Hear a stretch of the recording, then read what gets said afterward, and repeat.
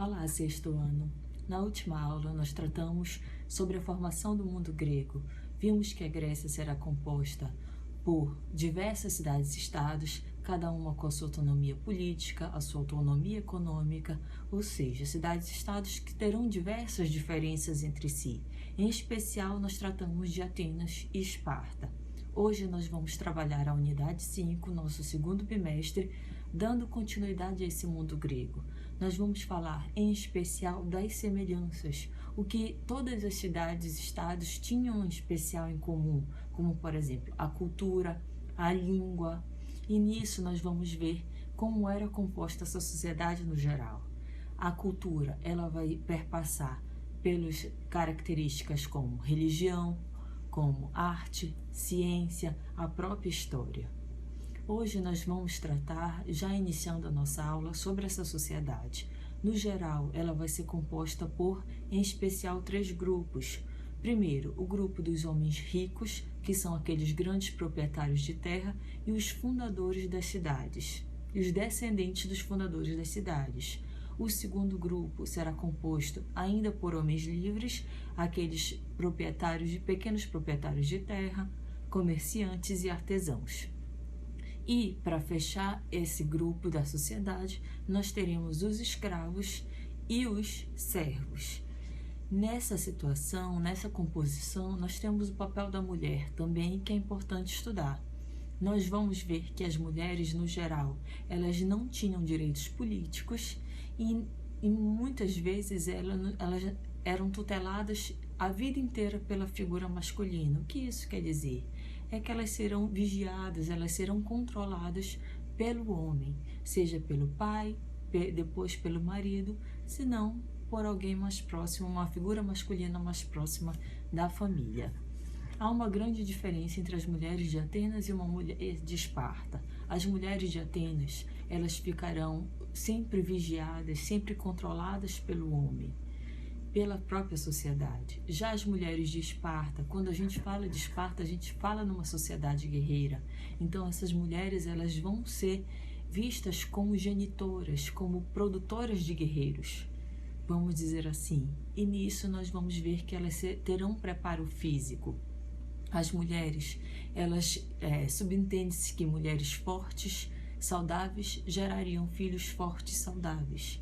E nisso também, quando os seus maridos ou os seus pais, a figura masculina, tiver ou em treinamento ou na guerra, elas vão começar a ter responsabilidades diante daquela sociedade, seja na composição de como reger uma casa, ou seja no próprio cuidado com os filhos até os 7 anos. A partir daí, eles serão figuras do Estado, eles serão cuidados pelo Estado.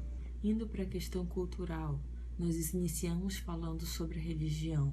Na Grécia Antiga, eles acreditavam em vários deuses, ou seja, eles eram politeístas, e vocês devem conhecer muitas dessas histórias, muito dessa mitologia grega, que envolve os deuses, seja nos videogames, seja nos filmes, como por exemplo, nós temos Zeus, que é o deus do céu, o deus do raio, Afrodite, a deusa do amor, Poseidon, deus dos mares. Vocês podem pesquisar nas casas de vocês, vocês podem pesquisar, acompanhar no material didático. Nisso, essa mitologia, que são explicações, uma tentativa de explicar a origem das coisas, a origem do mundo, ela fala que esses deuses, eles eram imortais e eles tinham relações muito parecidas com os humanos, seja na forma física ou no próprio comportamento, como, por exemplo, sentiam raiva, sentiam amor, sentiam ódio, sentiam compaixão. O que diferenciava eles dos humanos era exatamente a ideia da imortalidade. Para a mitologia, eles eram imortais porque eles se alimentavam do néctar e da ambrosia, e além do mais, havia também a composição de deuses, de semideuses e heróis, que eram filhos de deuses com algum humano. A diferença é que eles eram mortais, mas tinham uma característica especial, como uma grande força, uma grande beleza, um grande intelecto, uma grande habilidade. Ainda nessa composição cultural, nós falaremos das Olimpíadas. Vocês conhecem muito bem, vocês devem acompanhar há algum tempo as Olimpíadas. Por sinal, aconteceria esse ano no Japão, mas foi interrompido por conta exatamente dessa grande pandemia. A situação é que as Olimpíadas é uma herança do mundo grego. Essas Olimpíadas, ela nasceu na cidade de Olímpia no ano 776 a.C. e acontecia a cada 4 anos. Era tão importante, ganhou tanta força entre as cidades-estados gregas que ela interrompia as próprias batalhas. Os jogos realizados eram em homenagem a Zeus e os vencedores dessas disputas, eles recebiam no final uma coroa de louros que representava a importância deles em relação aos próprios deuses, como se eles agora fossem os escolhidos, os preferidos dos deuses. E assim, eles acabavam ganhando destaque na própria sociedade. O teatro vai ser também uma herança da cultura grega e surgiu em meio às festas relacionadas, direcionadas em homenagem ao deus Dionísio, que era o deus do vinho. Era representado apenas por homens que inicialmente cantavam e dançavam e a partir de um tempo começaram a fazer representações de alguém e de algumas situações. Nós vamos ver que vão se destacar 2 formas de teatro, que é a comédia e a tragédia. Quando a gente fala da comédia, eles satirizavam, ou seja, eles criticavam a sociedade através da risada. Nós temos aí, por exemplo, até hoje, o próprio Zorra Total, que tenta fazer uma crítica à sociedade, ao governo, através da comédia. Nós vamos ter também a tragédia. No caso, a tragédia era sempre uma tentativa do herói de fugir do seu próprio destino. E, normalmente, o final sempre era infeliz, como o próprio nome diz, trágico. E eu falei para vocês que vai ser representado somente por homens e eles se utilizavam de máscaras, seja para representar sentimentos ou os próprios personagens femininos. Todos poderiam assistir aos teatros, mesmo sendo mulheres, escravos, apenas assistir, não participar. E normalmente esses teatros aconteciam, essas peças aconteciam ao ar livre, nos chamados anfiteatros, que vocês podem acompanhar no livro didático de vocês, a imagem. Outra importante herança do mundo grego é exatamente a filosofia, que tem como significado amor ou amizade à sabedoria. Nós vamos ver que a filosofia surge com uma tentativa de deixar a mitologia de lado, não se utilizar de sentimentos, da explicação que for da vontade dos deuses, e sim observar o mundo e se utilizar da razão para que nós possamos chegar à realidade.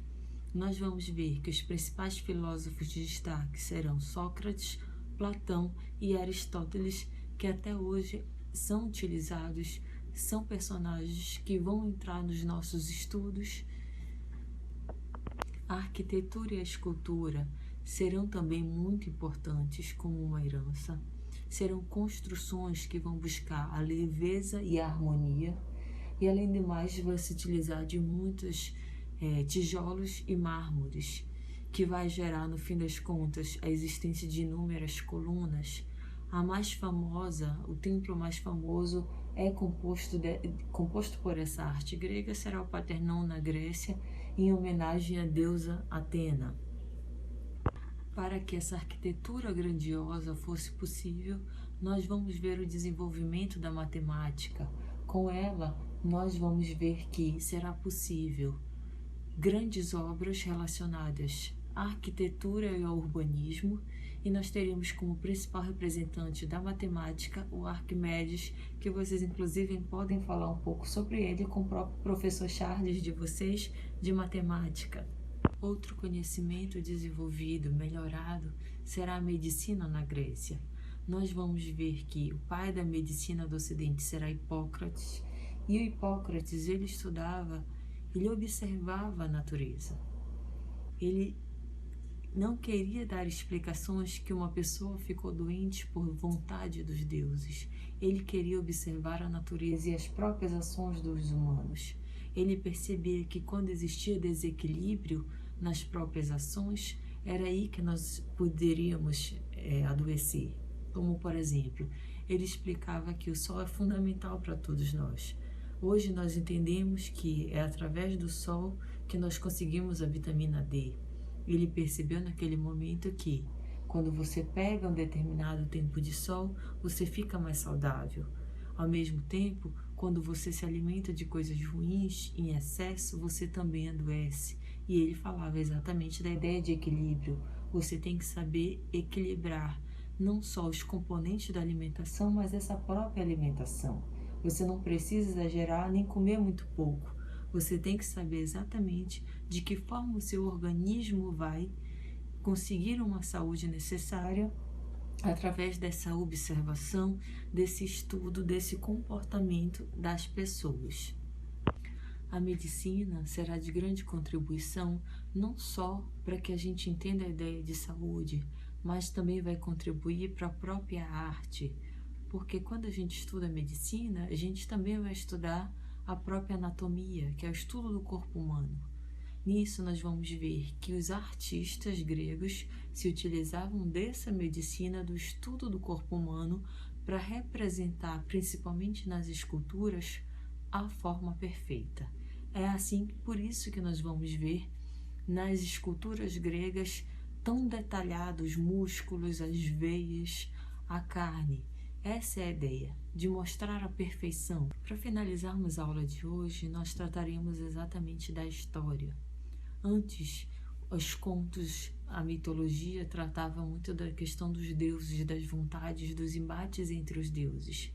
A história ela surge como uma narrativa para dar foco às realizações humanas. Nós vamos ver que vão surgir estudiosos, em especial Heródoto, que é o pai da história, que ele vai narrar uma guerra, as guerras médicas que envolviam gregos e persas. Por que guerras médicas? Não tem nada a ver com a medicina. Guerras médicas eram porque os persas eram também chamados de povos medos, por isso ficou essa terminação. Quanto a isso, nós vamos ver que Heródoto ele queria destacar as ações dos homens nesse conflito, como o porquê surgiu esse embate, quais eram os interesses dos homens. Mas ainda assim ele envolveu ali algumas interferências dos deuses, até que surgiu o Tucídides, que foi outro estudioso que separou essa ideia dos deuses, interferência dos deuses. Tucídides ele vem logo depois e vem narrar exatamente a guerra do Peloponeso, que envolve Atenas contra Esparta. Nesse conflito ele vai mostrar os interesses, a ganância do homem como fator para envolver a guerra e não a interferência de alguém ou de alguma entidade. Essa ideia. A partir daí nós vamos ver que as narrativas históricas vão envolver as ações do homem, quais são os seus interesses, as suas vontades, o que eles ganham com isso e o que eles perdem. E assim a gente finaliza a aula de hoje, envolvendo todas as heranças desse mundo grego para a nossa atualidade. Nós vimos o quanto nós ainda fazemos parte de tudo isso, o quanto nós temos ainda que estudar bastante. Façam as atividades de vocês do livro, o portal será aberto com as trilhas dessa nova unidade. Estudem e a gente conta com vocês logo.